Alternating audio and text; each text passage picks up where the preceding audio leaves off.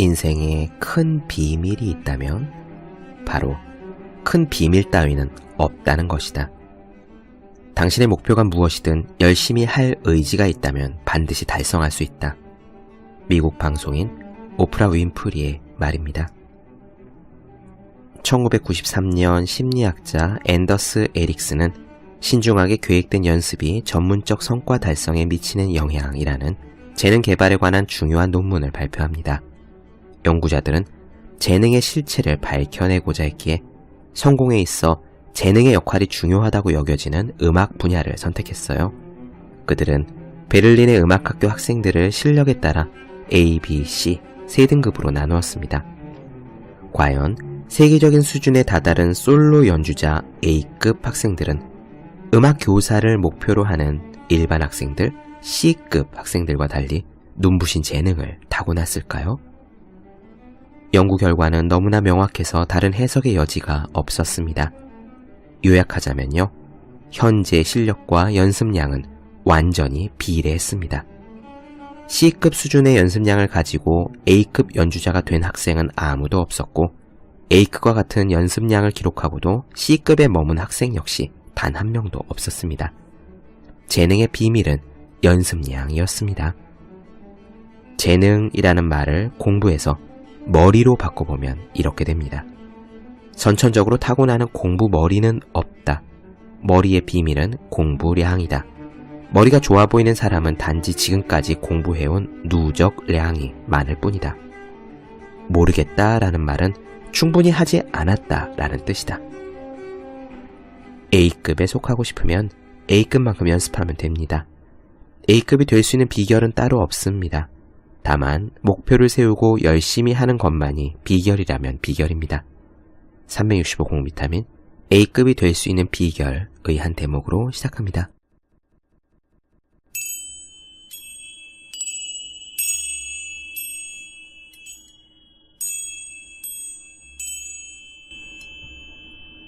네, 안녕하세요. 본격 공부자극 팟캐스트 서울대는 어떻게 공부하는가 한지우입니다. 지난 시간까지 우리는 황농문 선생님의 몰입에 대해서 이야기를 나눠드렸습니다. 황농문 선생님은 몰입에 대해서 2권의 책을 쓰셨고요. 사실 한 권을 더 쓰셨어요. 그 책은 공부하는 힘이라는 책입니다. 몰입 내용의 연장선상에 있는 책이고요. 다만 공부에 좀 더 포커스를 맞춘 그런 이야기예요. 맥락은 같습니다. 지금 우리가 칙센트미아이의 몰입에 대해서 다루었고 황농문 선생님의 몰입 2권을 나눠드렸잖아요. 이런 내용들을 통해서 몰입이 무엇인지, 몰입의 원칙이 어떤 건지 감을 잡으신 분들은 각자 공부든 일이든 사업에 그 몰입의 내용들을 활용하시면 될 텐데요. 그런데 이왕 이렇게 몰입을 시작한 김에 이 공부하는 힘까지 마저 보는 것이 낫겠다는 생각이 들었습니다. 왜 우리 옛말에 물리가 트인다 라는 말이 있잖아요. 몰입에 대한 설명을 지금까지 들었지만 구름이 거치듯 깨끗이 그렇게 이해가 되지 않으신 분들도 많이 계실 거고요. 그러면 이 공부하는 힘의 내용에서 도움을 받으실 수도 있을 겁니다. 또 한두 문단 어디쯤에서 각자 자신의 공부에 딱 맞는 힌트, 해답을 얻으실 수도 있고요. 황농문 선생님은요, 몰입에 대한 책이 나간 후에 많은 피드백을 받으셨나봐요. 자신의 경험을 소개하는 작가, 학생, 기업인들의 이야기가 이어집니다. 그 내용들을 들으시면은 여러분들께서도 몰입에 대해서 이해의 폭이 더 넓어질 것이라고 생각하고요. 또 한편으로는 진짜 되는구나, 나도 하고 싶다는 생각이 들으실 수도 있을 거예요. 이른바 동기부여이죠. 오늘은 먼저 황농문 선생님께 연락이 온 다양한 피드백들, 다들 몰입을 통해서 일과 공부에 있어서 깜짝 놀랄 만한 성취를 거둔 분들의 이야기거든요. 그 내용을 먼저 나누어 드리고요. 그 다음에 어떻게 살아야 하는가, 그러니까 요즘 좋아하는 일을 찾아야 한다, 꿈을 찾아야 된다, 그런 말들이 굉장히 많잖아요. 그런 생각을, 그런 명제를 어떻게 바라볼 것인지에 대한 이야기로 이어가도록 하겠습니다. 먼저 삶을 뒤흔든 몰입 체험들부터 시작하도록 하죠. 바로 가겠습니다.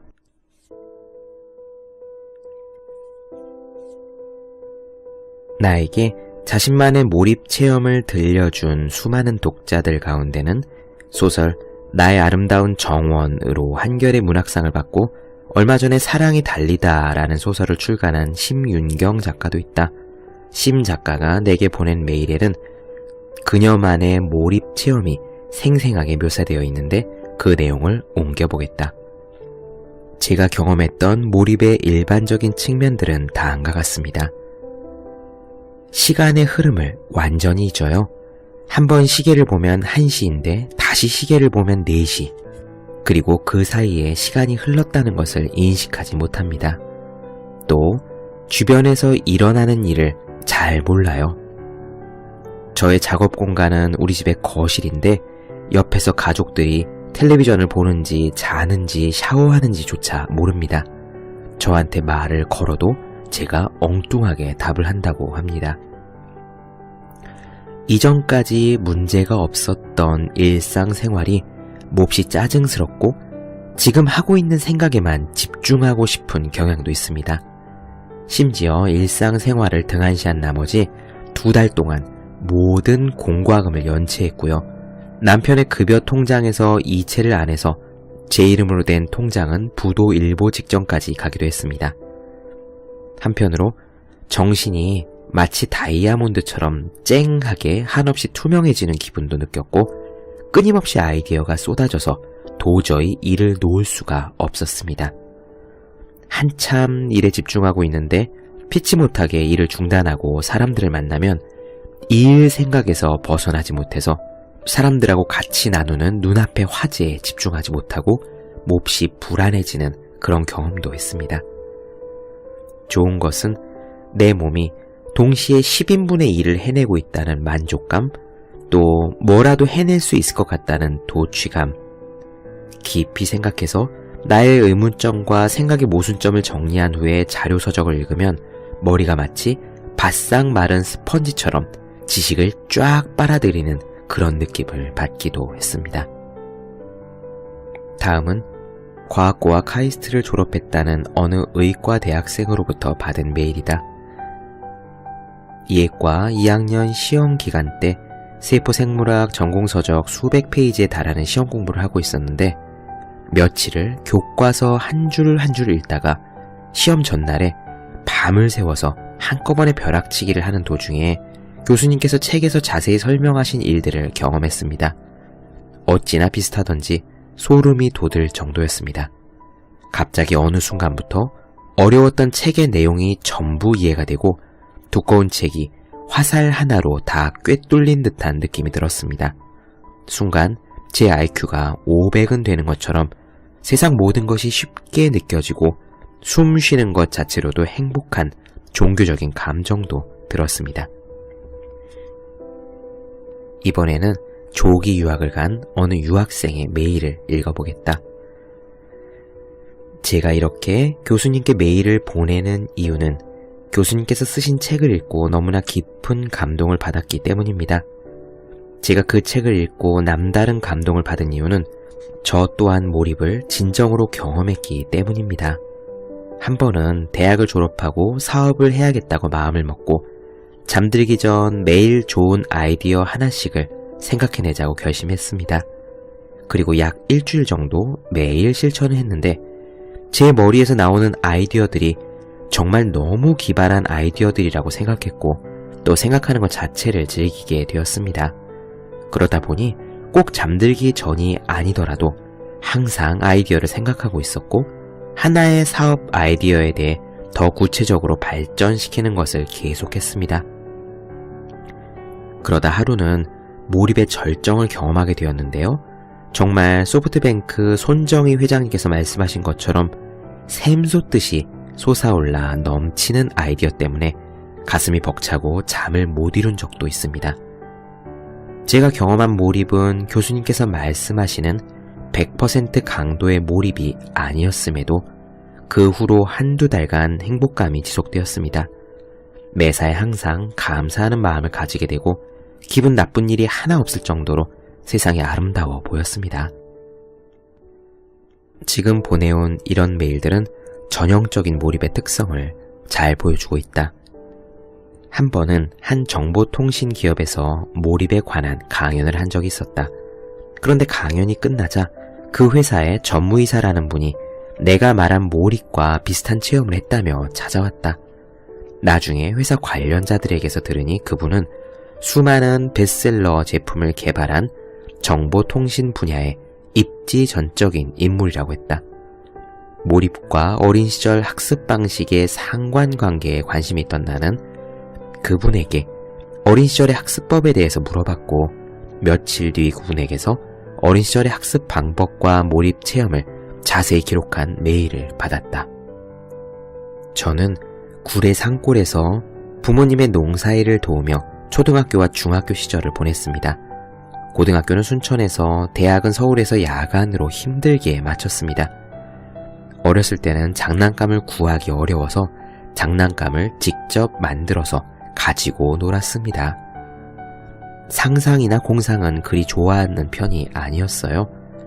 제 학습 방식에 특징이 있다면 초, 중고 시절에 어려운 수학 문제나 대학 시절에 동력학 문제를 답을 찾을 때까지 끝까지 풀었다는 겁니다. 1984년에 회사에 입사해서 초기 수습 과정을 마친 후에 정보통신 관련 기구 설계를 시작했습니다. 처음 일을 맡고 사흘 동안은 제도판에 선 하나도 긋지 못하고 고민하면서 내가 왜 이 일을 하겠다고 머리 터지도록 고민해야 할까? 차라리 단순한 보직을 택했다면 더 잘했을 텐데 하고 한탄도 했습니다.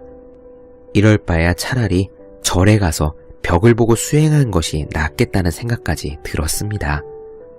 그런데 그렇게 사흘간 머리를 싸맸어도 좋은 수가 없어서 고민 속에서 잠에 들었을 때 갑자기 좋은 방법이 떠올랐습니다.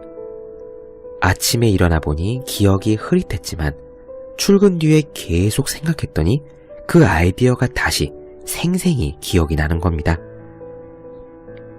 그것으로 특허를 출원하고 제품 개발까지 성공적으로 완료해서 베스트셀링 제품을 만들었습니다. 그 이후부터는 잠든 상태에서 떠오른 아이디어를 놓치지 않기 위해 잠자리 옆에 메모지와 펜을 두고 자는 습관을 들였습니다. 어느 때는 아이디어가 너무도 선명해서 저절로 잠이 깨는 일도 있었어요. 자면서 떠오른 아이디어를 메모지에 간단히 그려놓은 것을 바탕으로 특허 또는 실용 신안으로 출원한 것이 많이 있습니다. 저는 가끔 제 아내와 술을 마시면서 내일 죽어도 후회가 없다고 말을 합니다. 정말 그렇습니다. 그동안 많은 사람이 써서 편하고 마음에 드는 제품을 개발해냈고 또 많은 엔지니어들을 가르쳐서 내가 좋아하는 일이 계속되도록 하였으니까 라고 당당하게 이야기합니다. 많은 엔지니어들이 어려운 문제에 봉착했을 때 쉽게 포기하지 않고 몰입으로 끝까지 문제를 해결하여 경쟁력 있는 제품을 개발한다면 대한민국이 기술 강국이 될 수 있다고 진심으로 믿습니다.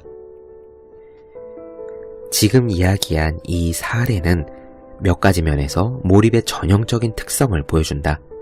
첫째, 외국의 특허를 피해 새로운 구조를 고안할 때까지 사흘씩이나 고민을 계속했지만 좋은 방안이 조금도 떠오르지 않다가 나흘째 되어서야 잠자는 동안 아이디어가 떠올랐다고 했는데 이것이야말로 전형적인 몰입의 형태다. 몰입을 하면 기억 인출 능력이 활성화되는 수면 시간에 아이디어가 떠오르고 그것이 저장되지 않아서 아침에는 잊어버리지만 계속 생각하다 보면 낮에 다시 떠오르게 된다. 둘째, 어려운 문제를 해결하려 할 때 아무리 생각해도 진전이 전혀 없어 자신감을 잃는 등의 부정적인 감정이 생긴다. 이런 몰입의 장벽을 넘는데 사람마다 차이가 있지만 대략 사흘 정도가 소요되는데 이 역시 위의 사례와 정확하게 일치한다. 셋째, 몰입을 통해 자신의 잠재 능력을 펼치고 삶에 대해 절대적인 만족을 느끼면 내일 죽어도 여한이 없다는 생각이 든다. 이분도 이와 비슷한 자아 실현의 감정을 언급하고 있다. 몰입 체험자들이 말하는 몰입 상태의 공통점은 지적인 능력이 평소와는 비교가 되지 않을 정도로 고양된다는 것과 지극한 행복감을 맛본다는 것이다. 그들은 또 이러한 몰입 체험이 평생 잊지 못할 특별한 경험이라고 말한다. 이는 몰입 체험이 자아 실현에 가까운 경험이기 때문이다. 나는 이분이 수많은 박사 연구원들을 거느리고 있어 당연히 선진국의 유명 대학에서 박사 학위를 받았으리라 생각했는데 서울의 야간대학을 졸업했다고 해서 상당히 놀랐다. 이 사례처럼 몰입 능력은 학벌이나 성적과는 아무 상관이 없다. 그보다는 학습 방식과 관련이 있다. 이분이 초, 중고 시절 풀리지 않는 문제를 답을 찾을 때까지 풀었다는 사실에 주목할 필요가 있다. 네, 어떻게 들으셨습니까? 몰입을 통해서 공부와 일에서 성과를 거두신 분들이 굉장히 많다는 것을 알 수가 있었죠. 이제 몰입해보고 싶다는 생각이 좀 드시는지요? 잠시 쉬었다가 다음 편에서는요, 진정으로 하고 싶은 일을 찾는다는 말, 그런 말에 대해서 몰입의 관점에서 볼 때는 어떻게 생각해야 하는지, 그런 말들을 어떻게 받아들여야 되는지에 대한 이야기를 이어가도록 하겠습니다.